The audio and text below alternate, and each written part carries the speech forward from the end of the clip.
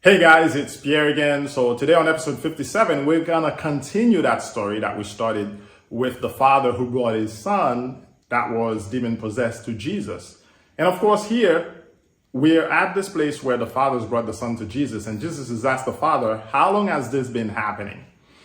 And the beauty of it is this is happening right now in front of Jesus. The boy is having a seizure. He's convulsing according to the scripture. But yet Jesus is not intimidated by the situation.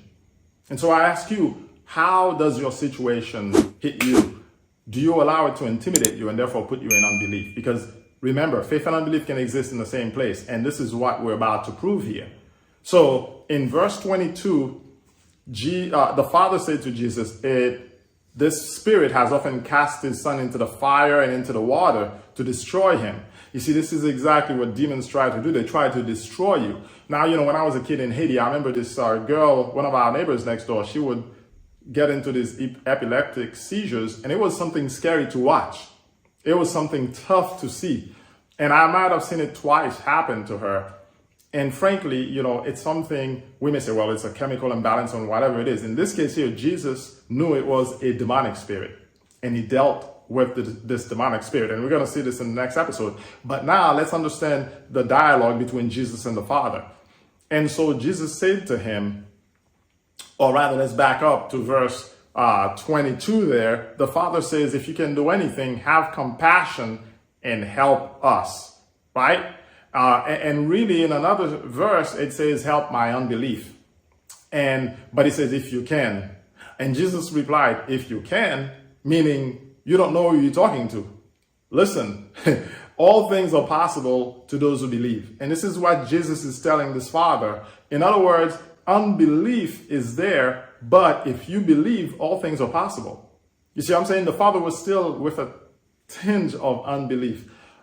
Help if you can. And just like, if you can, in other words, if you can is a bit of unbelief. That's a word of unbelief. It's the same thing. If it's God's will, let this be done. That's unbelief. Don't pray that. Don't pray, well, God, if it's your will, could you do this, please? And I know I'm dealing with some sacred cows here. And if I'm stepping on your toes, so be it. But truly, what I want to tell you is this. That's unbelief.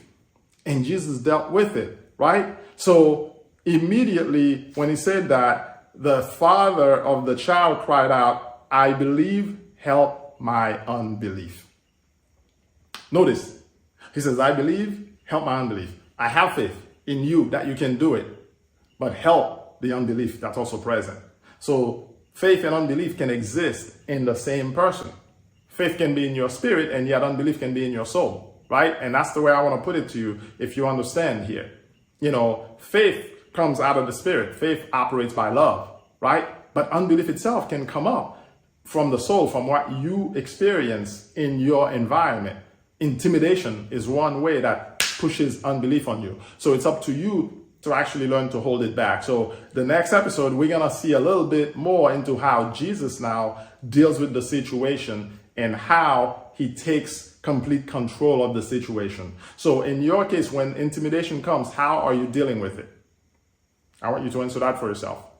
So in the next episode, I'll see you. And for now, like and subscribe if you haven't done so, and I'll catch you next. Enjoy.